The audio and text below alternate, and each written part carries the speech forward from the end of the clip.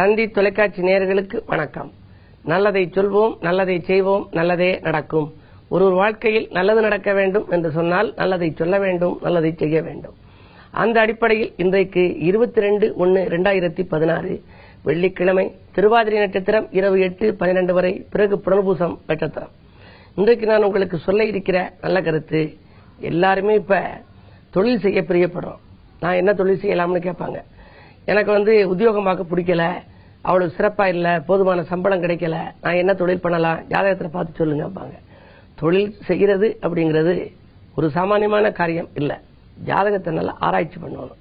அந்த காலத்திலே சொல்லி வச்சிருக்காங்க, கைத்தொழில் ஒன்றை கற்றுக்கொள், கவலை உனக்கில்லை ஒத்துக்கொள் அப்படின்னு சொல்லி. நமக்குன்னு ஒரு கைத்தொழில் இருந்தா நமக்கு கவலை இருக்காது, எங்க போனாலும் பிழைச்சுக்கலாம். ஆனால் ஜாதகத்துக்கு தகுந்த தொழிலை நீங்கள் தேர்ந்தெடுக்கணும். அப்படி இல்லாமல் நீங்க மாறுபட்ட தொழிலை தேர்ந்தெடுத்தால் அரைகுறையா விட்டுட்டு அதோட போயிடும், திரும்ப மற்ற தொழில் தொடங்குற மாதிரி வரும். எத்தனையோ பேர் பாத்தீங்கன்னா, சார் நான் இந்த தொழில் வச்சிருந்தேன், அதுல ரொம்ப லாஸ் ஆயிருச்சு, திரும்ப இப்ப சாதாரணமா வேலைக்கு போற நிலைக்கு வந்துருச்சு அப்படின்னு சொல்லியிருக்காங்க.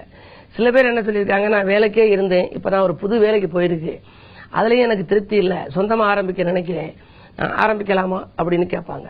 பொதுவா ஜாதகம்னு எடுத்துக்கிட்டா 10ஆம் இடம் தொழில் ஸ்தானம். அந்த தொழில் ஸ்தானத்திலே என்ன கிரகம் இருக்கு அப்படின்னு பார்க்கணும். பிறகு அந்த கிரகத்தை யார் பார்க்கறாங்கிறது பார்க்கணும். பிறகு 10க்கு அதிபதி யாருடைய காலில் இருக்கு அப்படிங்கிறது பார்க்கணும். பிறகு நவாம்சத்தை எடுத்துக்கணும். 9 பங்காக்கியது நவாம்சம். அதிலே தொழில் ஸ்தானம் எப்படி இருக்கு, நன்றாக இருக்கிறதா, வலுவா இருக்கா, வலுவிழந்து இருக்கா, 10க்குடைய அந்த கிரகம் நீச்சமா இருக்கா இல்ல உச்சமா இருக்கா அப்படின்னு பார்க்கணும். மாற்று கிரகங்களோட கூடி இருந்தால் நம்ம கூட்டு தொழில் செய்யலாம், கூட்டு தொழில் செய்யலாமா, தனித்தொழில் செய்யலாமா அப்படிங்கறத தேர்ந்தெடுத்துக்கணும். அதற்கு பிறகு அந்த தொழில் ஸ்தானத்திலே ராகு, கேது, சனி, செவ்வாய் இதெல்லாம் இருக்கா. அதற்கு பிறகு நம்ம ஆரம்பிக்கக்கூடிய தொழில் யார் பேர்ல தொடங்குறோமோ அவங்களுக்கு தசாபுத்தி நல்லா இருக்கான்னு பார்க்கணும். ஒரு குடும்பத்துல 5 பேர் இருக்காங்க அல்லது 4 பேர் இருக்காங்கன்னா, யாரு பேருக்கு ஆரம்பிச்சால் தொழில் வளர்ச்சியாக இருக்கும். அஷ்டமத்து சனி இருக்கக்கூடாது, அர்த்தாஷ்டம சனி இருக்கக்கூடாது, கண்டகச்சனி இருக்கக்கூடாது, ஏழரை சனி இருக்கக்கூடாது. இவ்வளவும் பார்த்து முடித்த பின்னாலே அந்த தொழில் ஸ்தானாதிபதிக்கு உரிய தொழில் சனி இருக்கு அப்படின்னு வச்சுக்கோங்க. சனிக்கு இரும்பு, இயந்திரம் சம்பந்தப்பட்ட தொழில்கள். செவ்வாய் இருந்துச்சுன்னா மருந்து, மரம், ராணுவம், உரம், இப்படி தொழில்.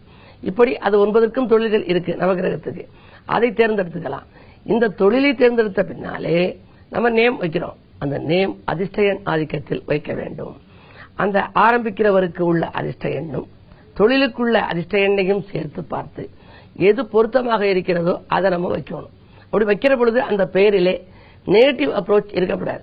ஒருத்தருடைய இனிஷியல்ல டி அப்படின்னு இருந்துச்சு, டீன்னு இருந்தா அவருடைய பெயர் பின்னால இருக்கும், அந்த பெயரை சொல்லக்கூடாது. டி என்று சொல்லி அவருடைய பெயர் இருந்துச்சு, அவர் பெயரை திடீர்னு மாத்திக்கிட்டு வந்தார். மாத்திக்கிட்டு வந்த பின்னாலே தொழில் எல்லாமே கையை விட்டு போயிருச்சு. அப்ப என்னுடைய கேட்டாரு, என்ன எல்லா தொழிலும் கையை விட்டு போயிருச்சு, என்ன காரணம் ஜாதகத்திலையும் கேட்டாரு. என்னுடைய பெயர் டி என்ற இனிஷியல் இருக்கிறவரை நல்லா இருந்துச்சு, அதுக்கு முன்னால என்னுடைய தாத்தா பேர் உள்ள இனிஷியலை ஒருத்தர் சேர்த்து கொடுத்தாருனார். என்ன இனிஷியல் அப்படின்னா எம் என்ற எழுத்து. எம்டி அப்படின்னு அவருக்கு வச்சு விட்டாங்க. எம்டின்னு சொல்லி அவருடைய பெயர் வரும், அவர் எம்டியாவே போயிட்டார். காரணம், பல பேர் உச்சரிக்க உச்சரிக்க அந்த எதிர்மறை வார்த்தை அது பலன் கொடுத்துரு. ஆகையினாலே தொழில் தொடங்குவது என்று நீங்கள் முடிவு செய்தால் இத்தனை கருத்துகளையும் பார்த்து இதற்கு பின்னாலே நீங்கள் தொழிலை தேர்ந்தெடுத்து தொழிலுக்கேற்ற பெயரை வைத்து பெயர் எண்கணித அடிப்படையில் வைத்து இவ்வளவும் செய்தால் உங்களுடைய அந்த தொழில் சிறப்பாக இருக்கும் என்ற நல்ல கருத்தை தெரிவித்து, இனி எந்த கிரகத்திற்கு எந்த தொழில் பொருத்தமானது என்பதை பற்றி இந்த தந்தி தொலைக்காட்சியில் தொடர்ந்து உங்களுக்கு சொல்வேன் என்று சொல்லி இனி இன்றைய ராசி பலன்களை இப்பொழுது உங்களுக்கு வழங்கப் போகின்றேன். மேசராசி நேயர்களே, திறமைகள் பளிச்சிட திறம்பட செயல்படும் நாள். இன்றைக்கு தெய்வீக சிந்தனை மேலோங்கும். தொட்ட காரியங்களில் வெற்றி கிடைக்கும். துணையாக உங்களுக்கு நண்பர்கள் இருந்து ஒத்துழைப்பு செய்வார்கள். வாங்கல் கொடுக்கல்கள் ஒழுங்காகும். இடம் பூமியாலும் லாபம் உண்டு. இந்த நாள் உங்களுக்கு ஒரு இனிய நாள். ரிஷபராசி நேயர்களே, உங்களுக்கெல்லாம் விலை உயர்ந்த பொருட்களை வாங்கி மகிழும் நாள். இன்றைக்கு வீண் குழப்பங்கள் எல்லாம் அகலும். நேற்றைக்கு இருந்த குழப்பங்கள் இன்றைக்கு அகலும். சனியின் பார்வை உங்கள் ராசியில் பதிவதால் ஆரோக்கிய தொல்லை மட்டும் உண்டு. எனவே ஆரோக்கியம் சீராக, ஆகாரத்தில் கட்டுப்பாடு செலுத்துங்கள். அடுத்தவர் நலன்கிறது எடுத்த முயற்சிகளில் ஓரளவுதான் உங்களுக்கு ஆதாயம் கிடைக்கலாம். தனாதிபதியாக விளங்கும் புதன் 8லே மறைந்திருக்கிறார். மறைந்த புதன் நிறைந்த தனலாபத்தை கொடுக்கும் என்றாலும் கூட அது இருக்கும் இடம் குருவினுடைய வீடு என்பதாலே ஓரளவுதான் எதிர்பார்த்த ஆதாயம் கிடைக்கும். வாங்கிய இடத்தை விற்பதன் மூலமாக சில பிரச்சனைகள் ஒரு சிலருக்கு உருவாகலாம். எனவே பத்திரப்பதிவிலும் உங்களுக்கு கவனம் தேவை. மிதுனராசி நேயர்களே, உங்களுக்கெல்லாம் வெளிவட்டார பழக்க வழக்கம் விரிவடையும் நாள். வியாபார நலங்கிறது எடுத்த முயற்சிகளில் வெற்றி கிடைக்கலாம். புதனும் சுக்கிரனும் உங்கள் ராசியை பார்க்கிறார்கள். புத சுக்கிர யோகம் புதையல் யோகம் எனப்படுகிறது. எனவே எதிர்பாராத விதத்தில் தனலாபம் கிடைக்கும். என்றைக்கோ வாங்கி போட்ட சொத்துக்களை இன்றைக்கு விற்பதன் மூலமாக லாபங்கள் அதிகமாக கிடைக்கலாம். தனாதிபதி சந்திரன் ராசியில் இருப்பதால் எடுத்தோ முடித்தோம் என்று எந்த காரியத்தையும் செய்து முடிப்பீர்கள். திருமண முயற்சிகளிலும் வெற்றி உண்டு. கடகராசி நேயர்களே, பாக்கியில் வசூலாகி பரவசப்படுத்தும் நாள். இன்றைக்கு பணிபுரியும் இடத்தில் இருந்த தொல்லைகள் அகலும். உத்தியோகத்தில் உடன் பணிபுரிபவர்களால் உங்களுக்கு தொல்லைகள் ஏற்பட்டிருக்கலாம். அந்த தொல்லைகள் அகலும். அரசியலில் இருப்பவர்களுக்கு புதிய பொறுப்புகள் கிடைக்கும்.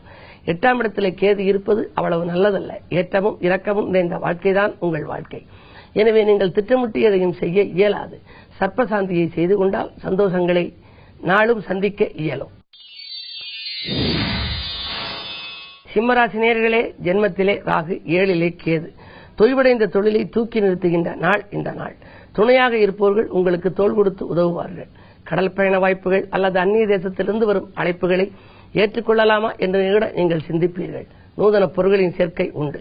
2லே குரு இருப்பதால் வரவுக்கு பஞ்சமில்லை. எனவே இன்றைக்கு மாலை நேரத்தில் வருகிற பயணம் மகிழ்ச்சிக்குரியதாகவும் இருக்கும். ஆதாயம் தரும் விதத்திலும் அமையப் போகின்றது. கிழமை வெள்ளி என்பதால் அம்பிகையை வழிபட்டு ஆனந்தத்தை வரவழைத்துக் கொள்ளுங்கள்.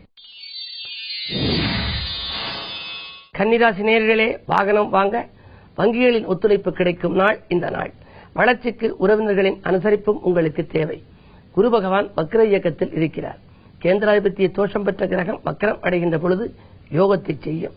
4ஆம் இடத்திற்கு அதிபதி குரு, 7ஆம் இடத்திற்கும் அதிபதி. எனவே விலகிச் சென்ற வரன்கள் வீடு வந்து சேரலாம். கல்யாண கனவுகள் நனவாகும். புதிய வாகனங்கள் வாங்குவதற்கு ஏதேனும் முயற்சி எடுத்திருந்தால் எடுத்த முயற்சிகளில் வெற்றி கிடைக்கும். துலாம் ராசி நேயர்களே, பொது வாழ்வில் புதிய பொறுப்புகளும் பதவிகளும் கிடைக்கும் நாள். அரசியலில் இருப்பவர்களுக்கு அதிசயிக்கத்தக்க மாற்றங்கள் வரப்போகிறது. புனித யாத்திரைகளை மேற்கொள்ளும் எண்ணமும் உங்களுக்கு மேலோங்கும். விலகிச் சென்ற உடன்பிறப்புகள் விரும்பி வந்து சேருவர். சொத்துக்களால் ஆதாயம் உண்டு. கட்டிடப்பணி தொடரும்.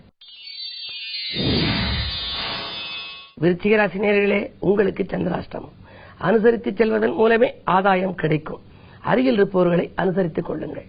பொறுமையை கடைபிடிப்பது நல்லது. சனியின் சஞ்சாரம் அதிகமாக இருப்பதால் உடல் ஆரோக்கியத்திலும் கவனம் தேவை. பழைய மருத்துவத்தை மாற்றி புதிய மருத்துவத்தை மேற்கொள்வதன் மூலம் ஓரளவு உடல்நலம் சீராகலாம். ஆன்மீக சிந்தனை மேலோங்கும். கிழமை வெள்ளி என்பதால் சிவாலய வழிபாட்டில் கவனம் செலுத்துங்கள். சிறப்புகள் எல்லாம் வந்து சேரும்.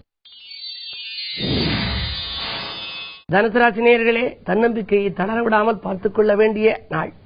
தனவரவு போதுமானதாக இருக்கும் என்றாலும் கூட விரயச்சனி, 7ரை சனியில் விரயச்சனி என்பதால் நிறைய விரயங்கள் உருவாகலாம். கூட இருப்பவர்களாலும் விரயம், கூட பிறந்தவர்களாலும் விரயம், குடும்பத்தினராலும் விரயம் என்று இருக்கும். அது மட்டுமல்ல, மாலை நேரத்தில் நண்பர்களின் அன்பு தொல்லைக்கு ஆளாகவும் நேரிடலாம்.